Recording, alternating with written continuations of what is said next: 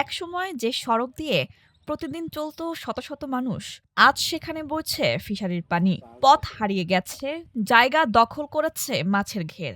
ময়মনসিংহের ত্রিশালের কোনাবাড়ি গ্রামের প্রায় ১.৫ কিলোমিটার গুরুত্বপূর্ণ এ সড়ক এখন কার্যত বিলীন, দখলদারিত্ব আর অব্যবস্থাপনার নীরব সাক্ষী হয়ে দাঁড়িয়ে আছে। স্থানীয়দের অভিযোগ, প্রভাবশালীদের লাগামহীন ফিশারি বিস্তারের কারণে ধীরে ধীরে সড়কটির অস্তিত্ব মুছে যেতে বসেছে। প্রায় ১২ হাত প্রশস্ত রাস্তা এখন সংকুচিত হয়ে কয়েক ফুটে নেমে এসেছে, যেখানে হেঁটে চলাও ঝুঁকিপূর্ণ হয়ে উঠেছে।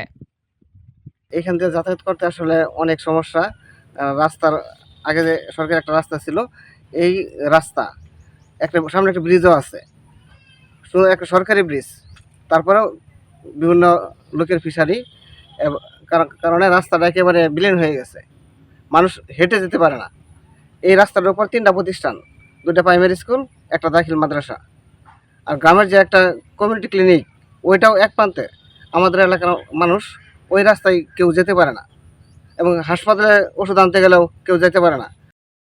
সড়কের অধিকাংশই ফিশারির পাড়ে পরিণত হয়েছে। কোথাও লাগানো হয়েছে কলা গাছ, কোথাও গজিয়েছে ঝোপঝাড়, যেন ইচ্ছাকৃতভাবে জনসাধারণের চলাচল বন্ধ করে দেওয়া হয়েছে।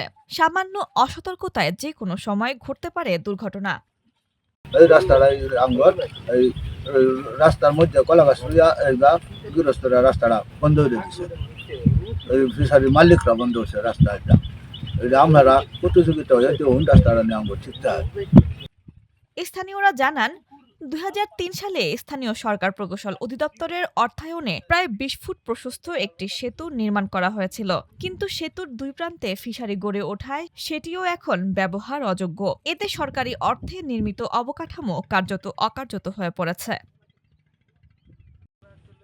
কোনাবাড়ী ইসলামিয়া মহিলা মাদ্রাসার অধ্যক্ষ জানান, শিক্ষার্থীরা যাতায়াতে মারাত্মক ঝুঁকির সম্মুখীন হচ্ছেন। আমাদের এই কোনাবাড়ি মাদ্রাসা হইতে নদীর পার পর্যন্ত একটি রাস্তা, এটা ৮-১০ বছর পূর্বেও চলাচলের যোগ্য ছিল। জনগণ এবং আমার মাদ্রাসার শিক্ষার্থীগণ এই রাস্তা দিয়ে চলাচল করত।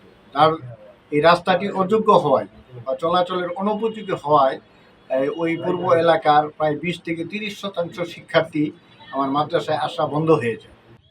স্থানীয় ইউপি সদস্য বলেন, ১৮ ফুট সরকারি সড়কটি দখল হয়ে গেছে। ফিশারির মালিকদের নোটিশ দেওয়া হলেও এখনো কার্যকর পরিবর্তন হয়নি। এমনি পরিষদ থেকে আমরা উপজেলা প্রশাসনের অনুমতিতে একটা চিঠিও দিয়েছিলাম, যারা যারা এখানে ফিশারির মালিক আছে সবার সহযোগিতায় এই রাস্তাটা আবার পুনরায় উদ্ধার করার জন্য তাদেরকে চিঠি দেওয়া হয়েছে। আমরা সকলেই যদি মিলেমিশে ইচ্ছা করে তাহলে রাস্তাটা আবারই পুনরায়, যেহেতু ১৬ ফুট ভালো রাস্তায় উদ্ধার করা সম্ভব। ফিশারিগুলোরা উদ্যোগ না নিলে এটা কোনোভাবেই করা সম্ভব হবে না আমার মনে হয়। তবে প্রশ্ন থেকেই যাচ্ছে, এতদিন ধরে প্রকাশ্যে একটি সরকারি সড়ক দখল হয়ে থাকলেও প্রশাসনের নজরে এলো না কেন? স্থানীয়দের দাবি, দ্রুত সড়কটি দখলমুক্ত করে সংস্কার না করলে জনদুর্ভোগ আরও বাড়বে।